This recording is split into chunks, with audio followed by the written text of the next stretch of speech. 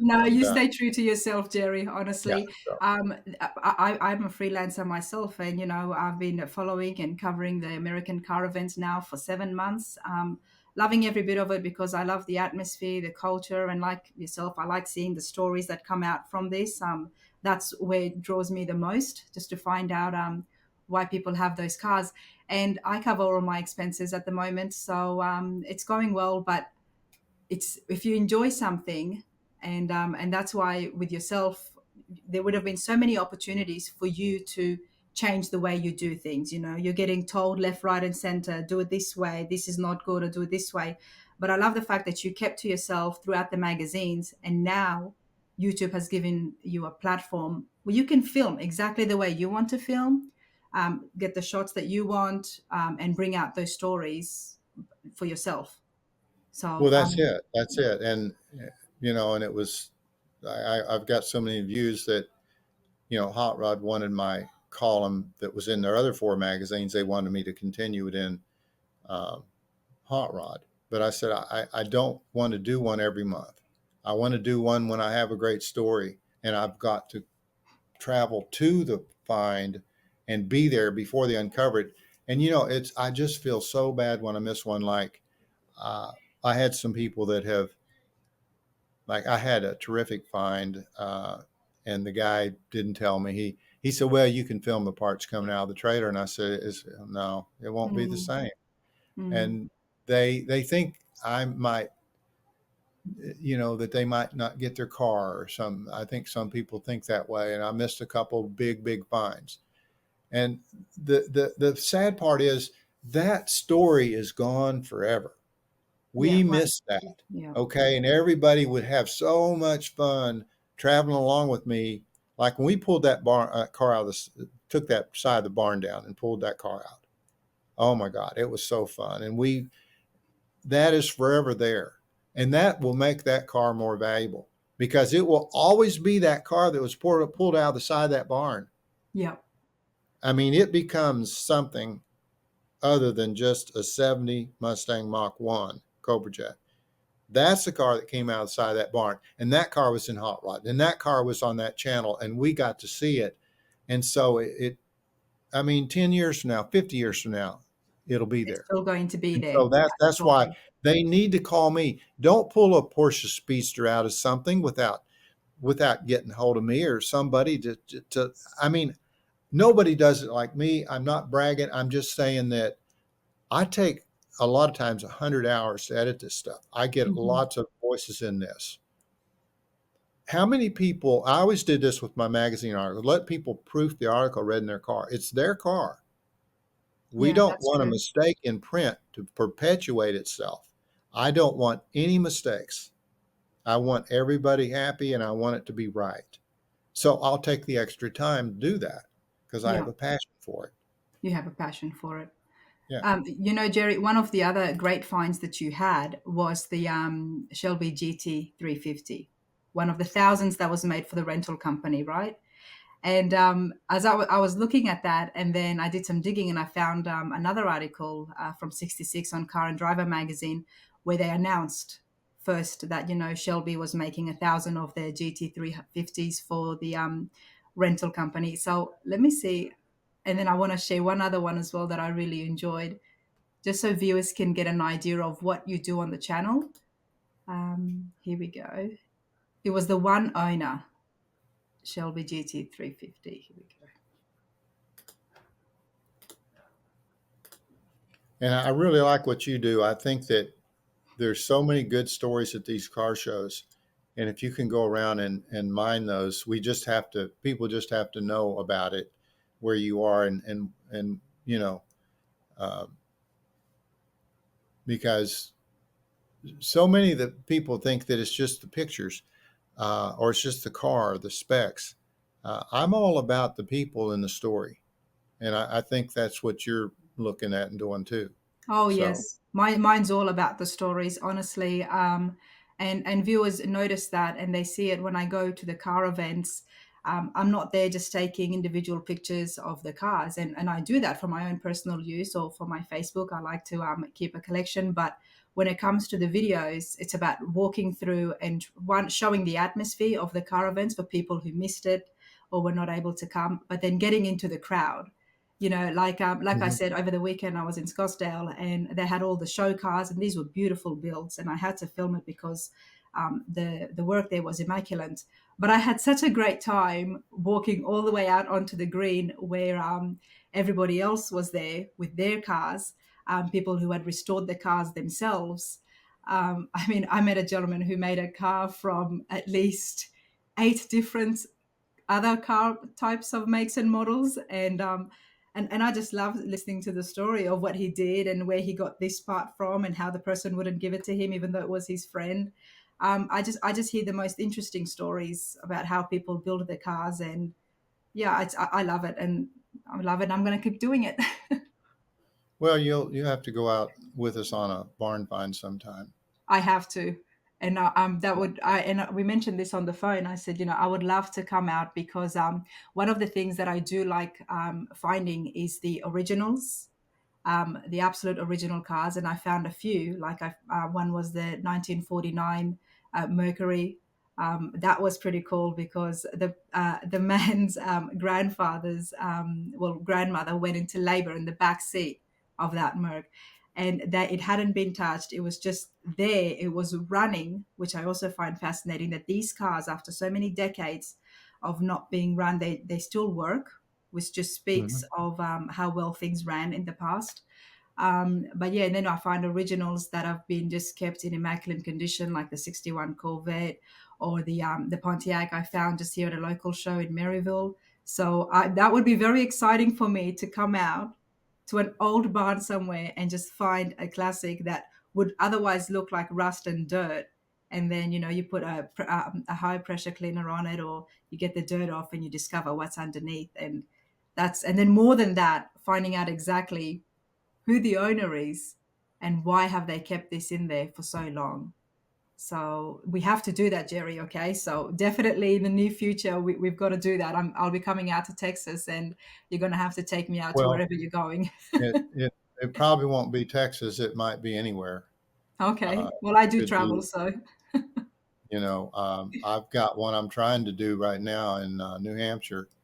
Uh, I'm going to call them today, so I hope it'll work. But you never know. okay. Well, There, that was that. There's the yeah. There's the Hertz that was in a backyard and buried for many years, and I could hardly get to the car that they weren't jumping in there. And I said, "Can you back up a minute and let me just get some pictures?" But when people see this car, I mean, it's like 18 degrees out, and that guy with the was under the car. He just dove under there, and I said, "Oh, wait, don't be pulling it yet. Let me." And here's some pictures of it. They were trying to figure out how to get it out, and without breaking it in half because it was been in that yard buried for so many years. I had to dig it out. And so I wow. got to film it getting dug out. But, so many of these people that will run into a good barn find and try and take pictures, and they just ruin the story because they don't get the story. They just think the story is just car. It's Yeah. just the car, looking at the car. That's not the story. The story is why it's there, what happened, what is it, who owns it, why are you selling it, what's going to happen. I mean, there's just you never know what the story is till you talk to all these people and just go over and over. No. I mean, I sift through so much video. I think one of the mistakes that interviewers make is they talk too much, Hmm. and I've learned that. I've listened to myself that please shut up and let them talk, because once they talk, oh my God, there's gems that come out of their mouth. Sometimes you're going, oh, I didn't Yep. know to ask that question. Yep. So, you know. No, that's very well put. Honestly, I found that out myself as well. And one of the things with me is I get excited, and I can't hide it, or somebody says something because there is the video, and I don't do too much editing. I like to just show exactly what happened, and I just get excited. I'm like, really, like, look at what I'm listening and look at what I'm hearing. And when I'm watching back my video, and I'm like, I really need to tone it down and not talk so much or show so much excitement because I don't want to stop the Yeah. person from continuing to speak. So I'm going to keep that in mind, Jerry, But honestly. you see how I get all these people in there, and I want the people doing stuff. Yeah. I found out people do not want to watch somebody talk. They want to see stuff happening, and so that's why it's so important. And we were out, and this was really a bad. This was the day before it snowed really bad. We got the snow stopped, but it was cold, Wow. and so you know. Wow. It's just fascinating, honestly. And speaking of stories, you've written articles. One of the other articles that I really liked that you did was on the where was it? The blackout, the pre-war blackouts.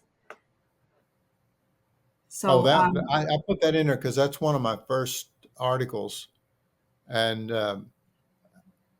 I'd like to tell people what really happened because that was done close to my home with a person I went to high school with, and had a really interesting story. And I was one of my first stories, and so I'd made a deal with the magazine for that story, $150, 3 pages, $150. And so I had $90 expenses in it, and with the gas and filming and all that, to show you how hard this was. And so when the story came out and it was so well received, they started a whole club from this story about these wow. blackouts. And it was really popular, all kinds of feedback. And the editor gave me $100. I said, I called him up, and every time you made a call, it cost money. And my phone bill used to be $1,100 a month, about usually, because I do so much research. But I remember I called the editor up and I said, you told me 150. I just got 100. He said, well, but we just ran it 2 pages instead of three. And I said, but nobody ever said anything about pages. You said $150. I said, I don't care if you rented five, you weren't going to pay me more. Yeah. But he wouldn't. But he wouldn't pay it. And I ran into that so often. And of course, I was young then. I needed the money. I Yeah. needed that. They didn't do what they said they were going to do.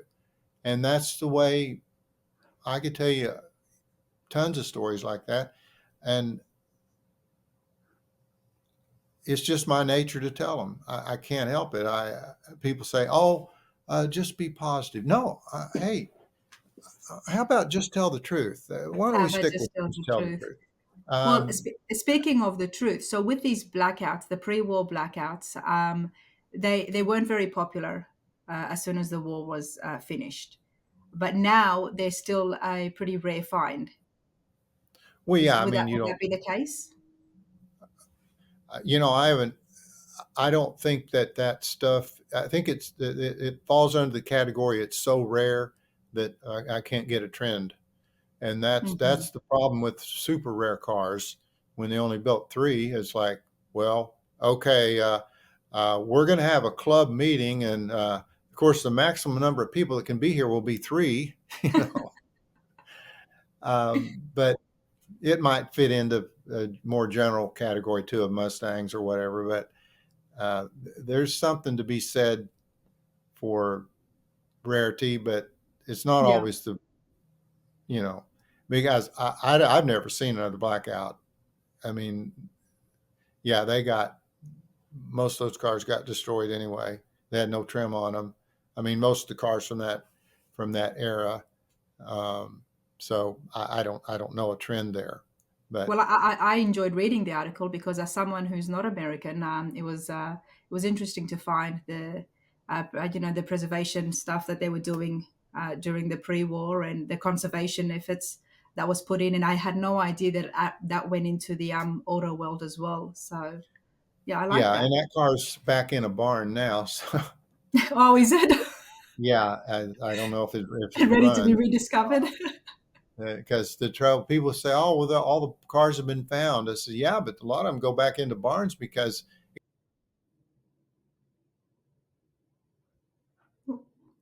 Looks like we lost Jerry for a moment, so I'll invite him back in. the scene stuff." Oh, 100%. Okay, now what were we talking about? Well, one of the Well, yeah, go on. I think we're just talking about, behind the scenes stuff as far as when you do these barn finds, when you do these rare cars, or they don't have to be rare, just good stories on cars that I need to be there before they disturb the scene, Hmm. and that they're going to get to watch the video and they're going to get to read the story and approve it and make sure everything is right. So it's all good, but don't destroy the history of your car before we get a chance to tell it, you Yeah. know. Yeah, because you want to be able to show the viewers exactly where it's been sitting, the actual barn without moving anything. I mean, one of the so many of your videos, actually, the cars, they've got boxes inside them, and there are so many things. Us, the viewers, Hmm. we want to see that. We want to see exactly where the a car has been sitting, what's been sitting on top of it. So, 100%, that is Right. so important. So I'm glad you do that, and that means a lot more work for you. That definitely means a lot more work for you because not only are you getting everything from the beginning, but then you are showing the people involved. Hmm. So before, you're Yeah. doing all this Yeah. editing work, and then you're showing them what's involved before you put it up and upload it on YouTube. So that's a lot of work, Jerry. I don't do that with mine. So I make sure people are happy when I'm there in front of them with what's going on. And so I don't show my footage, but it's amazing that you do. Yeah. So, but I have a history of going way back writing articles on cars. And so I've witnessed these stories and just not been able to do video. And now that we have video, it's like, wow, a whole new medium. And we got YouTube and video, and it's more fun than I've ever had. I can really do the story, and and everybody's fun. It's a lot about American history too in these videos that I do. It's a lot of American history here. I love history. Yeah, me So too. give me a call or email me. It's just Jerry Heasley at Gmail, because it's just my name at gmail.com. I'm lucky to got that. And we get 100%, hold of me. everybody out there, if you've got a car that's been sitting for decades inside the garage or in a barn, do give Jerry a call, and maybe I as well will come out and we'll check it out and see what you have. Now, Jerry, you've been around cars, you've been writing about cars, and I love the fact that you have transitioned from magazines, books, and now with to YouTube as well. You're keeping up with the times and still trying to connect with viewers at the most, convenient way possible for the generation. But what car do Hmm. you have? So I've got a picture of you sitting in. There we go. Here we go. Okay. In a hotel room. Yeah, I'm in a hotel. I Now travel you're all in the a time. hotel room. Yes. No, I'll just tell you the cars I have. I had a Shelby Cobra, a real one, for 28 years, and I drove that car uh, a lot, and I took it to shows once in a while. But um, that was kind of my identity. But I did sell it because they went up so high, and I didn't have a retirement, and I decided I need to sell that. But um, I did recently get another Shelby, so I got a '67 Shelby Mustang Nice. and GT Nice. 500, and that's my pride and joy right now that we're restoring. And so I'm looking for a hood and all kinds of parts. I mean, it's lacking some parts. I need an engine, but we're going to do a restoration on that. I also like 911 Porsches. Oh, there's my 289 Cobra that I bought in '87, I think it was. And I saved for years to get that car. I drove an old Mustang. I never bought a new car. I just drove an old car, and I got that. It was originally silver. Somebody painted it black. That was stupid, but it was so original. I got it in Portland, Oregon, and had it, like I say, 28 years. And Nice. now I have a '67 Shelby Mustang. I love it. It's the best looking Mustang ever built, in my opinion. The 1967 Shelby. I have a Porsche 911. I also like those 964 series from the early 90s. They got the tightest, best steering, I think the best looking body style. And I have a turbo with 6,000 miles on it that I found. I mean, some of my friends said, you're always photographing our cars and coming down to our show and helping us. And said, but you never get a car. I mean, you never had a barn find. So a friend there, Jeff Kruger, uh, got that car for me, a Porsche. And so beautiful black 1991. Well, before we And go out on a barn find, you and me, I'll have to come out just to interview you with your cars. well, not that many. I mean, one's in the shop. I also have a, well, about 8 years ago, I bought a Tesla just because I drove one. And it was a dual motor car, it goes 0 to 60 in 3 seconds. And I just thought, oh, I got to have one of these. And, but, I'm kind of disappointed in that car right now. So maybe I shouldn't talk about it because the battery's, you know, after 7 years, the battery charge is real slow and all that. But uh, I think the future is electric uh, for commuter cars, for just regular cars, because of the, and I could get into a whole deal on that. But Well, you know what, some everybody? people think if you like electric car, you don't like anything else. That's not true. That's not true at all, So, honestly. no. And this is not the last that we're going to be seeing Jerry on Rana's radar, that's for sure. And I told you that this morning. I said, so there's a whole range of topics that I would love to pick your brain on and get it out here. And that would definitely be one as well, because I mean, that's a very big hot topic right now amongst all car Yeah. lovers. Well, I know a lot about Teslas, so Yep. uh, So that would yeah, be I cool. know a lot about. Um, Let me put this here, Jerry, and and I want you to tell me where you at here. Okay, let's have a look here. I mean, it Oh, looks that's like my a friend Cliff Portaloo. Romer.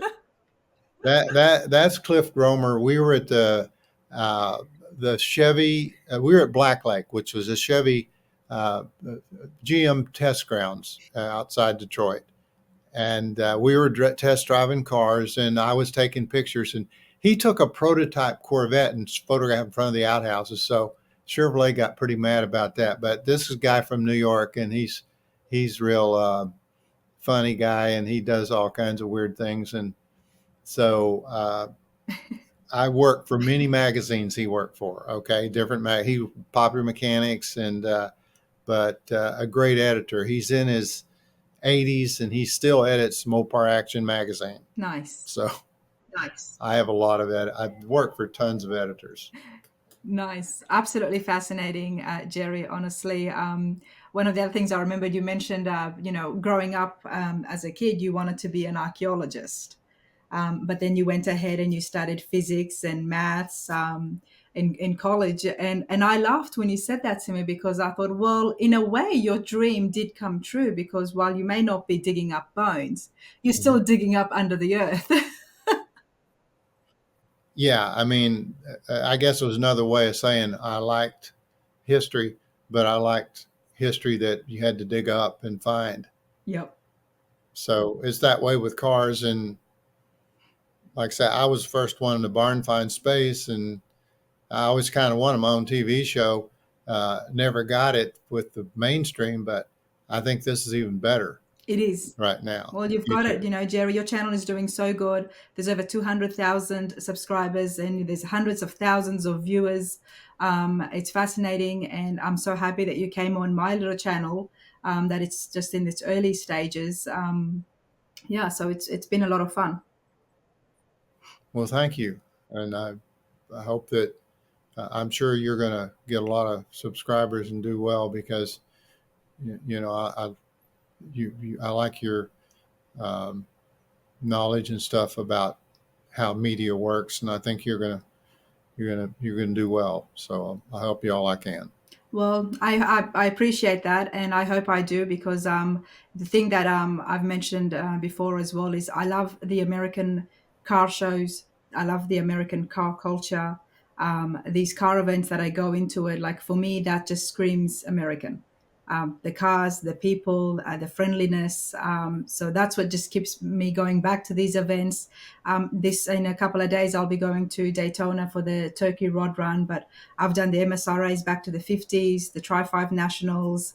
I do the truck nationals, the F100s, the C10s, Shades of the Past, Rod Run, wherever I can find classic cars.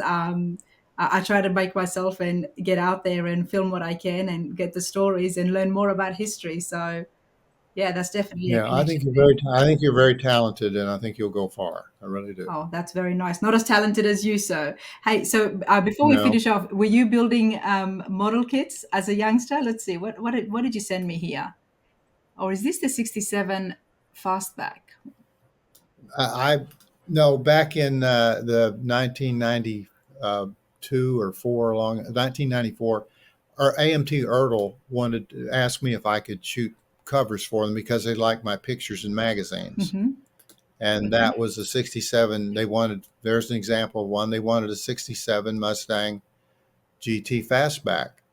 And so I know where the cars are. I'd go shoot them and they put them on the covers. And that was a commercial shoot, so it paid a lot more than magazines did. So I can tell you a story about that cover. I mean, they told me uh, a guy named Tom there called me up from Ertl, and he said, "You know, we like your pictures in magazines. Do you think you could shoot some covers for us of the real car instead of the model? We that way people would have the real car look at how to paint their car and make it look." And I said, "Yeah, I could." He said, "What would you charge us to shoot one of those covers?" And we need six pictures. You know, the engine, the side shot, and all that. And I said, and I was thinking to myself because editorial didn't pay much money, as you know. And so I didn't know what to say. And I was thinking, well, maybe $300, something like that. And I said, well, first of all, he wanted the new Mustang in '94, and he wanted the Chevy mid-sized truck. There were two vehicles he wanted. And I was going to Detroit, and I thought, oh, I can shoot those while I'm in Detroit. Mm-hmm. So he said, well, what would you want to shoot? You know, a fee. And I thought, I was thinking about saying $300. I thought, no, I better keep my mouth shut. And I said, well, how much, what's your budget? He said 1,500. And I thought, wow. I said, for both of them? He said, no, each. And I said, that's what I meant to say, each. And he laughed. He said, That's yeah. called quick thinking. And I thought, 1,500, my gosh, I can actually afford a hotel room. I can, I can have a whatever. Yeah. But so I went and I shot both those cars and I got $3,000, Oh, good which, for you. the editorial should have been paying a lot more money, but uh, they just wouldn't do it. I mean, I won't get into that negative stuff, but I call it the truth, and I think people like to hear it. I could tell you stories about the magazines. I've been fired from probably a half dozen publishers fired me because I wanted paid. I got adamant about getting paid, and it got into a fight, and then, well, you can't work for us anymore. So I said, well, okay, well, you're not paying. Yeah. So, No, but, you got to stay. but You got to anyway, stay true to yourself, and I love that I because mean, I'm sorry. That's just, and I want to do this whole video on my career and talk about what I did and how many. I mean, I don't think anybody in the world wrote 6,000 magazine articles on cars in 30 years, but I was doing 350 a year for a while. yeah, Okay, now I couldn't keep that up. yeah, But, like, for example, the '87 Mustang, let me just tell you one thing. The '87 Mustang, I went to Dearborn, and I was really in with them pretty tight. I went to Detroit. I always paid my own way. And I went to Detroit and I drove the new '87 Mustang out on the test track. I photographed it and I did a story for Mustang Monthly, but I also did stories for, I wrote that a test drive up. I had the car 15 minutes, wrote up 7 test drives, wow, 7 for 7 magazines. I don't know if I can name one. One was Popular Hot Rodding. One was Mustang Monthly. One was Hot Rod's Mustang Book. One was Super Ford. One was Auto Week. They were right there in town and they weren't there. I knew the editor. I remember there were 7 magazines, and then people kind of got upset, and one of the magazines was wanting to hire me on retainer, and I thought, no, I can't do that because it'd limit my what I sold. But that's the way it was in those wild and woolly days because those magazines needed editorial, Yeah. okay, because they were just proliferating. I mean, that was the era of specialized car magazines. And I was right. I would be in 15 magazines the same month, lots of different months. Yeah. At one time, I had 9 monthly columns, and that made it hard to travel. Every time I was going to go somewhere, a column was due. And the way I wrote my columns is I'd call up my car enthusiast and get to talking to them and get a subject, and I'd record it all and transcribe it, and bam, I had an article, Yeah. And like Vet Magazine. I remember Vet Magazine, Cliff Gromer, that guy you saw there, he was the editor, and I had a column in there called Pricing. And I talked about what, old Corvettes were bringing. Looked at auctions and stuff, covered auctions. And I remember that I got a call uh, from the old Corvette News, okay, which was a Chevrolet publication. It was called Corvette Quarterly. Mm-hmm. The editor was Jerry Burton, and he called and he says, "We really like your column in Vet Magazine." It was about collecting. It was actually called Collecting, I believe, not Pricing. You did And he have one on said, pricing as "We well. will give," there it is, Pricing. He said, "We really like your column." He said, "Do you know anybody who could write a column like that in our publication?" And I said, "How much does it pay?" He said, $750. Well, I was getting $150 for this column. Okay. And I said, "I know somebody." And he said, "Who?" I said, "Me." And he said, "Oh, we don't want to steal you from Vet Magazine." And I said, "Go ahead." I mean, it pays what, 5 times? Because that was a Campbell Ewald publication. That was done by an ad agency. So they paid that commercial money. So I told Cliff, I called Cliff, I said, "Hey, they're going to give me $750 to write that." He said, "Well, write it. You can still write ours. We don't care." So they didn't, neither one cared. So I just added a column, and I actually got real money, not that cheap money Yeah. from magazines. I'm sorry, I shouldn't say No, that, it's but money. It's your in other words, hard-earned money. look, you had to do a lot of content to make good money. Yeah. And that's why I did 350 magazine articles a year. And that's why I could make pretty good money because I did a lot Yes. of work, but I could do it fast because I was a real writer. I wasn't a gearhead. Okay. I like cars, and there's I actually did a book, How to Paint Your Mustang. I said I wasn't going to do any more books after that second one but that actually made money. How to Paint Your Mustang. Because I found out Joe Oldham, that was the editor of Popular Mechanics, I did stuff for them and they paid real money.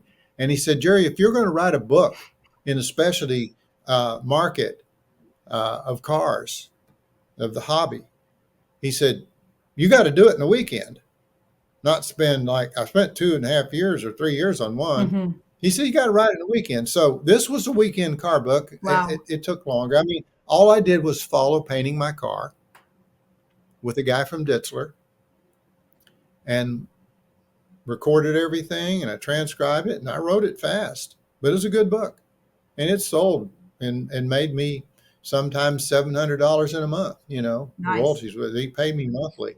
That was the editor or the owner of Mustang Monthly. Had a book division, Larry Dobbs, and he wanted me to make money. It was a new concept to me. Wait, you want me to make money? Well, yeah, I want you to make money.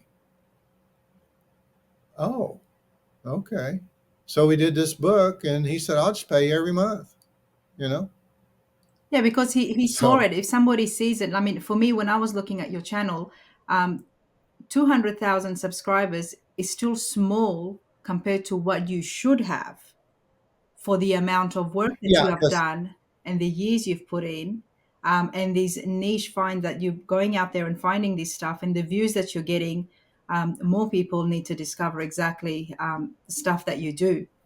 honestly. right. Because I have about 90 million views Hmm. in the 3 years it's been up. But Yep. so I should have more. The thing is, I never ask anybody to subscribe. I don't like to interrupt the flow of the story by saying, "Hey, please subscribe." Hey, if you don't want to subscribe, and that's me. I was the editor of some magazine. I can't remember what that was, but my opinion is I hate to interrupt the flow of the deal and of the story and say, "Hey, please subscribe to my channel and hit the like button." But I you mean, know if what? you Honestly, don't want to subscribe, don't subscribe. I can't. I just hate begging for that. People put that at the front of their deal. So I haven't even seen anything. They're begging me to subscribe or hit the oh like. my How can I do goodness. that? Honestly, when it comes to the whole, please subscribe, like, and share, unfortunately, it is so needed in the YouTube world because I never used to say that either. I only started, trying to remember to say it in a video, but now I'm just because I don't say it, I've made a screen which I don't even put on every video that says, thank you for watching my channel. If you like the content, please subscribe. And that comes right at the end of the video. It's just a blue screen with my logo because I always Well, forget to mention it. And like you, I'm similar as well. It's like I just, telling people subscribe, like I cannot demand that because what if they don't like it?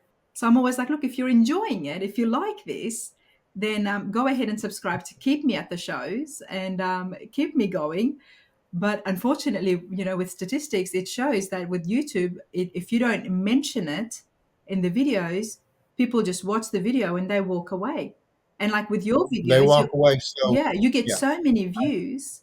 mhm. Um, you Yeah. know, I need to. I've got 90 million views, so I need to go ahead, I guess, and do that. I don't know, just but when it you're doesn't getting seem out to of have your any bearing car, on. just when If you're I getting get out a of your good car, you video, can say it. if I get a good video, it goes big, and I don't need the subscribers. I That's mean, true. I guess Yeah, I know that that you know I have so many friends that say, "Well, you never promote your videos." We have friends, but you get all those views. You're not. You need to promote it. I said, "Look, YouTube is so big. Let them promote it." And they do. they do. When I hit the algorithm, they promote it in the hundreds of millions. I mean, like that one that did 15 million. I did 5 million views the first 27 days. Wow. I don't need you as a subscriber. It's a Yeah, privilege for you to subscribe. yeah. It's free. If you don't want to subscribe, I don't care. I mean, I care. I would like you to subscribe, but it's just against my nature to go out there just ask them, I guess, because I'm so wrapped up in getting the story and getting the flow and making it be better than TV. All those people that I knew in the TV deal, and like one of them told me, one time he said, "Well, what do we need you for?" Oh, wow. Yeah, that's a good idea for sure. What do we need you for? Okay. Well, I'll tell you what you need me for, to give you good content, just like you see on my channel. So I have sort of a thing about that I'm going to show you that I can do a better show than you guys can do with a whole big staff. Yeah, I can do a better show. yeah. I It mean, is real. that's my goal, is to do a better show, and I'm kind of like my dad in that way. Um, What did he do? I Well, he was a melt foreman on the furnace making steel. Okay, and but he was in World War II, and my dad worked every day of his life. He didn't. I don't think he missed 2 days sick in his entire life. Yeah. Okay, and he was. I've got a picture of him, and I need to find that. And when Hitler went down in Berlin, he was there, and he was in a barn, and they pulled a Mercedes 540K Roadster out under a bunch of hay. That was ultimate barn find there. That's one of the first cars ever So, made. huh? Isn't that one of the first A cars ever 540? made? No, it's a 30s, beautifully styled 540K Mercedes. Is a beautiful car. I think Eva Braun drove one of those. Okay. It's a multi-million-dollar car, but they pulled it out of a barn. He was in Berlin, and so. but my dad just said it like it was, and the old school, and I'm not. That's it, you know. So I tend to be that way. I'm just going to tell you the truth, And that's why and you're here on Rana's radar, Jerry, honestly. That's why you're here. And yeah. that's why I wanted to connect with you because not only are your videos so real, so natural, you grab the story really well, the production is great, but I just love it. You're very true to your character. You say it how it is. And that's what we need more of in this world. So I love it. Well, thank you. I really love being on your show, and would anytime you want to do this, let me know. Oh, I will for sure. Absolutely, Jerry. It's been a pleasure. And like I said, this is not the last, everybody, that you are going to see of Jerry Heasley here on Rana's radar. Definitely going to get together again and get some more topics and check out some more awesome barn finds. But before we go, I want to share with everyone Jerry's channel. You have to check it out. It's just awesome.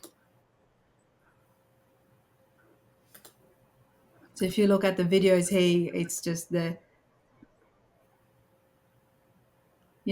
Yeah, this it's is the just my video that name. caught me to your channel. Is the a friend of mine, Dave, sent this 57 Chevy dual 4 convertible, and the thing that I liked about it is that this young guy, he was looking for it, and I was like, good, I'm not the only young person out there looking for a 57 convertible LA.